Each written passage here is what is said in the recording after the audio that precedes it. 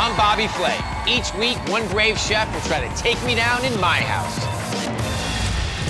This culinary battle is gonna shake down in 2 rounds. Round 1, to get to me, 2 contenders have to go through each other first, using an ingredient of my choice. Let the games begin! 2 people that know me well will decide who's got the skills to beat me. He's gonna smoke you. Turn up the heat! Round 2, I go head-to-head with a winning contender. It's their turn to surprise me with their signature dish. That's what you brought here? I'm excited. Bottom line, everyone's out to beat me. Now I'm nervous. Let me introduce you to the 2 people who are gonna take great joy in choosing my competitor tonight. Author and TV host Daphne Oz and the incomparable Chef Alton Brown. Please welcome Rina Younan. Yeah! She's the executive chef of Oakmont of Roseville. Just want to say she competed on and won the Cutthroat Kitchen. All right, our next contender is a master of Latin comfort food, and he's also behind one of New Jersey's most successful food trucks. Let's meet Carlos Serrano, the empanada guy. You'll have 20 minutes to make an ingredient of my choice, the star of your dish. And that ingredient is pork chops. You guys ready to go? The first thing that I do is cut those chops down and make them cookable in such a short amount of time. But my knife slips and I get this puny little piece of pork. It's just gonna cook a lot faster. You know, I just gotta keep going. I've got no other options. See some spices coming out. Yeah, that's right. I'm making a spice-seared pork chop with cumin, curry, smoked paprika, just to add a little Mediterranean flair. Because I'm Middle Eastern. My strategy is to keep it real and keep it simple. We're gonna do pork chop al ajillo. Al ajillo? Yeah, al ajillo, which is a pork chop marinated with garlic, with different peppers, but I just want to show off the pork chop. So you got some aromatics working. You're gonna do those no fat at all. We'll see what happens. No oil, no butter, no...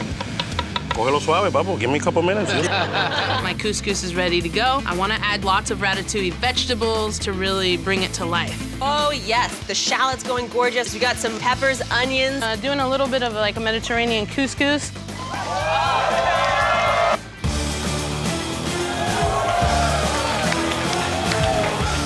It's a cardinal sin. You cannot undercook a pork chop. So I'm grabbing the pork chop and throwing them right on the flame.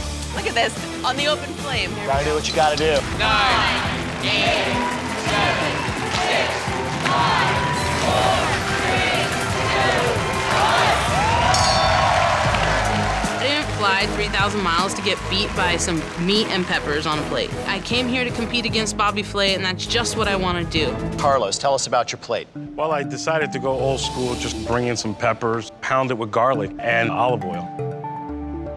I like the basic combination of the peppers. I love the cooked mushrooms, but your knife work is obtuse, shall we say. This piece was cut so large, it's kind of on the raw side.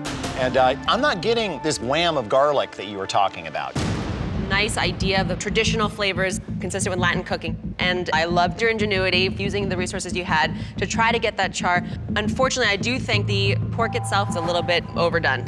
I'm getting a little nervous. All right, Rina, tell your tale. I have a Mediterranean-style couscous, and then on top of that is a very well-spiced pork chop and some crispy arugula. I bet credit card's thicker than this. My chop's a little bit thicker than yours, I think. Why is mine so skinny, chef? Yeah, it was a slip of knife, sorry. My piece of pork was done beautifully, and the couscous was really creamy to balance out some of that cumin spice that you had on the pork. The meat just screams for some sodium. The spice comes through, but salting of a piece of meat like this is absolutely critical. I'm disappointed in myself. Maybe I don't have this. The chef we think is best equipped to take on Bobby Flay is Chef Rina. I'm really disappointed, but I was proud of what I created. And this is not the last of the empanada guy. What are we cooking? My signature dish is a falafel sandwich. Falafel. Okay. I've only made falafel one time, and it was actually for throwdown. Ultimately, we lost. You only have 45 minutes to create the best falafel sandwich you've ever made. Your 45 minutes starts now. What are you doing with that? Making a pita, fresh pita bread. Shut Get up. out. Yep. What? I'm making a sesame falafel with a homemade wheatberry pita topped with a pea shoot salad and feta mousse. I'm making a falafel crostini with jalapeno pesto yogurt sauce. Then I have Keo pepper tahini sauce on the side and a cucumber and tomato salsa. I've got some garlic and some feta, and then I'm gonna use gelatin to add a really velvety consistency to this feta mousse. How you doing there on time, Rina? Feel tight? Yes, I do. So instead of a traditional yogurt dipping sauce, you're going with pesto instead. Pesto is just gonna be one of the components running through the Greek yogurt and the feta cheese. Oh, so the yogurt will be there? Yes. Okay. I'm just head down working. I'm pretty confident. My pita's in the oven, and now I've got to worry about the falafel.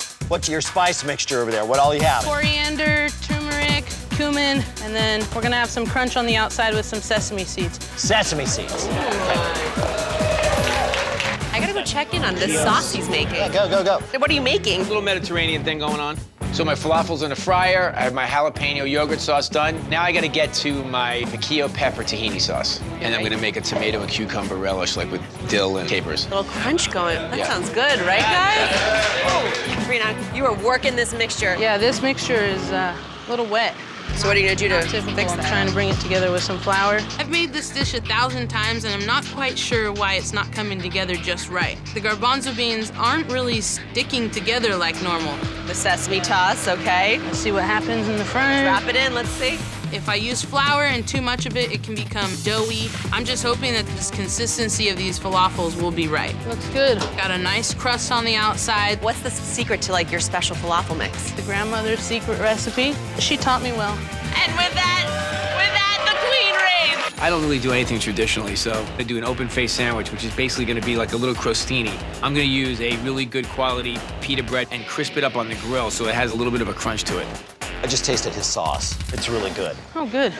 Alton kind of seems skeptical, but I know that my recipe's good. You don't have any tahini in your sauce, do you? I actually do. I'm You do? doing a lemon tahini citronette real quick. I'm gonna make a tahini lemon vinaigrette. It's simple, but it's delicious. I'm making a quick salad. I grabbed some pea shoots, some breakfast radishes, Persian cucumbers for a little extra crunch. 10, 9, 8. So I just grab a spoon and I just toss it on the plate. 5, 4, 3, 2, 1. Good job. Chefs, I'd like to introduce you to our judges. We have the chef at New York restaurants Kefi and MP Taverna, Michael Salakis. The executive chef at Dos Caminos, Ivy Stark. Finally, the co-founder of M Group and Catch Restaurant, Eugene Rem. We are doing a blind taste test. Please try the first plate in front of you. The presentation is very classic. The radish, I think, is wonderful, and I'm a huge fan of the extra sauce. I wish I had made this vinaigrette. I love the toasted sesame seeds. I love the pita. It's a very elegant version of a falafel sandwich. One thing about this dish, the pita was made here. I mean, big points on that. I love the flavors that are going on, but the falafel itself, the interior is heavy. All right, judges, if you wouldn't mind switching to the second dish. All of the flavors are good. There's a little bit of heat, which I really like. But for me, it's almost as if the falafel is a garnish and it's not the most integral part of the dish. This one, it really hits me as unique, and I think this jalapeno yogurt is delicious. My one con is the actual falafel. I wish there was a little bit more meat. I have to agree, I just wanted more falafel. They kind of both fell short on the falafel. Hey. Ballot number 1 is for Rina. Ballot number 2, Bobby Flay. Bobby Flay. Ballot number 3, Rina. I can't believe it. I beat him. I know that my dad would be very proud of me. I got falafel. My name is